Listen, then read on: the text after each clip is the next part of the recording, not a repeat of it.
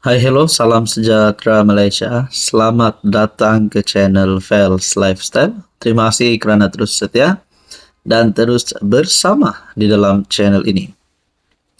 Mungkin ada di kalangan Anda yang mendengar, melihat video hari ini, menonton video hari ini, pernah mendengar Sabah for Sabahan. Sebelum ini, Pengerusi Barisan Nasional Ahmad Zaid Hamidi ada membuat kenyataan pandangan berkaitan Sabah for Sabahan. Timbalan Ketua Menteri Sabah Jeffrey Kitingan pun ada membuat kenyataan berkaitan dengan ini.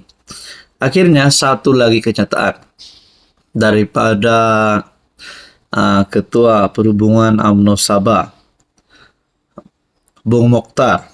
Nah, kenyataan Bung Mokhtar yang menggemparkan kerajaan negeri JRS, terutamanya Dr. Jeffrey Kitingan. Sabah for Sabahan, Bung persoal komitmen Kitingan. Ketua UMNO Sabah Bung Mokhtar kata Jeffrey Kitingan sepatutnya bersekutu dengan warisan pada 2018 jika komited pada Sabah for Sabahan. Ketua UMNO Sabah Bung Mokhtar meragui komitmen Presiden Parti Solidariti Tanah Airku Sta Jeffrey Kitingan pada slogan Sabah for Sabahan yang sering digembar-gemburkannya. Bung berkata Sta memihak kepada BN dan bukannya warisan yang berpangkalan di Sabah selepas PRU 2018 membawa kepada kebuntuan di DUN. Jika kita fikir Sabah for Sabahan, Kitingan sepatutnya memilih warisan dan menolak Barisan Nasional Parti Malaya, kata Ketua BN Sabah itu, lapor Borneo Post. Nah, saudara-saudara, kalau begini adakah sepatutnya Jeffrey merisik-risik warisan untuk bekerja sama di dalam PRN kali ini? Tidak pasti sama ada bekerja sama dengan di antara Sta dan warisan ataupun warisan dan JRS. Dengan gabungan JRS hari ini, adakah warisan boleh bekerja sama dengan JRS? Itu menjadi persoalan dan pertanyaan. Dalam artikel ini, warisan membentuk kerajaan negeri selepas APCO berpisah daripada BN untuk menyokong Presiden. Warisan Syafiq Abdal. Bung membidas kenyataan Kitingan kerana mengkritik pengerusi BN Zaid Hamidi yang menyifatkan slogan Sabah for Sabahan bersifat memecah belahkan. Bagaimanapun, timbalan Ketua Penerangan Sta Ardino Diris berkata, Bung bersikap selektif apabila menceritakan langkah politik 2018 itu, mengatakan warisan juga bersekutu dengan PH yang berpangkalan di Malaysia Barat. Berkaitan dengan ini, apa komen Anda? Hai, hello, salam sejahtera Malaysia. Selamat datang ke channel Fels Lifestyle. Terima kasih kerana terus setia dan terus bersama di dalam channel ini. Tuan-tuan dan puan-puan yang saya amat hormati, berkaitan dengan pilihan negeri Sabah, semakin banyak yang mulai memberikan pandangan, mulai bercakap. Di samping pilihan negeri 17 Sabah yang diadakan pada tahun ini, pada tahun 2025 semakin hangat, semakin terasa bahangnya. Setelah beberapa gabungan yang sah akan bekerja sama, parti yang sah akan bekerja sama. Antaranya PHBN sah bekerja sama bagi PRN Sabah kali ini.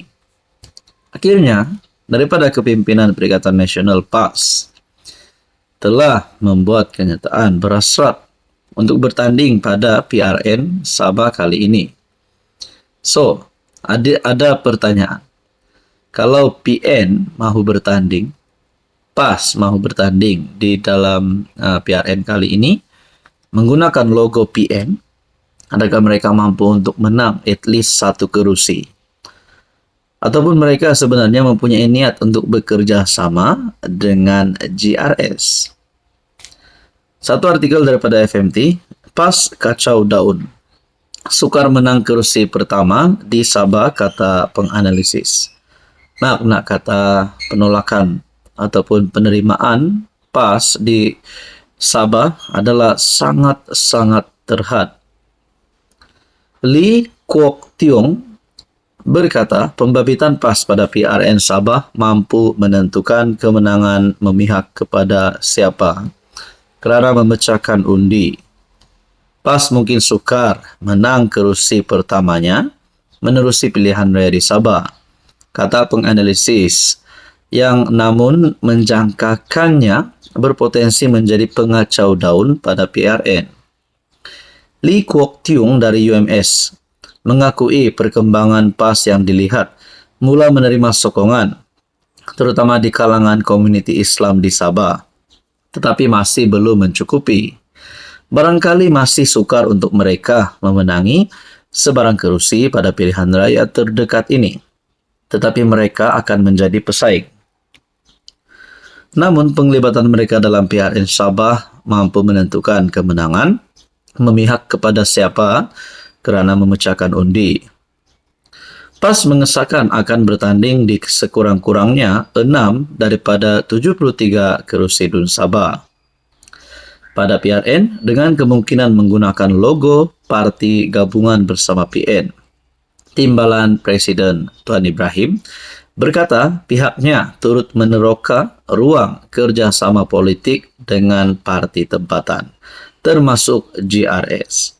Adakah PAS boleh bergabung dengan GRS ataupun mana-mana parti tempatan yang lain? Nah, saudara-saudara, berkaitan dengan ini, apa komen anda?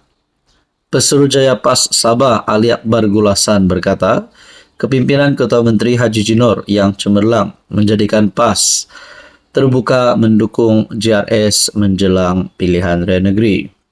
Ali Akbar antara 6 adun dilantik Kerajaan Sabah pada PRN 2020. Untuk rekod, PAS tidak bertanding pada PRN 2020. Hai, hello, salam sejahtera Malaysia. Selamat datang ke channel Fels Lifestyle. Terima kasih kerana terus setia dan terus bersama di dalam channel ini. Saudara-saudara, antara pilihan raya yang dinantikan, selain daripada pilihan raya umum ke-16, terutamanya bagi rakyat Sabah negeri di bawah Bayu. Pilihan raya negeri ke-17 Sabah pada tahun 2025 adalah yang paling dinantikan. Kerana kita tahu sudah ada gabungan yang confirm akan bergabung, PH dan BN. Di peringkat Persekutuan Federal, mereka memang bersama-sama di dalam kerajaan perpaduan. Jadi bagi pilihan raya negeri Sabah, PH dan BN sah akan bekerjasama. Nah, berkaitan dengan GRS, Kerajaan Negeri Sabah hari ini, saya menerima satu komen. Setelah ada beberapa komen yang saya terima sebelum-sebelum ini yang menyebut PBS Star keluar GRS, cari mana-mana gabungan yang lain. Akhirnya saya terima satu lagi komen yang berkata, saya sokong dan setuju PBS dan Star keluar dari GRS kerana GRS bergabung dengan UMNO dan PAS PH. Saya pun tidak tahu sejauh mana kerjasama di antara GRS, PH dan UMNO serta PAS melalui komen ini. Mungkin ini hanya pandangan ataupun mungkin beliau ini silap info. Saya pun tidak tahu. Kerana saya tidak tahu adakah sudah rasmi GRS, PH, PAS dan UMNO bekerja sama bagi mendepani PRN 17. Kalau perkara ini benar, adakah dengan ini PBS dan Star yang keluar daripada GRS melalui komen ini, adakah PBS dan Star akan bergabung dengan parti lokal yang lain? Contohnya Warisan.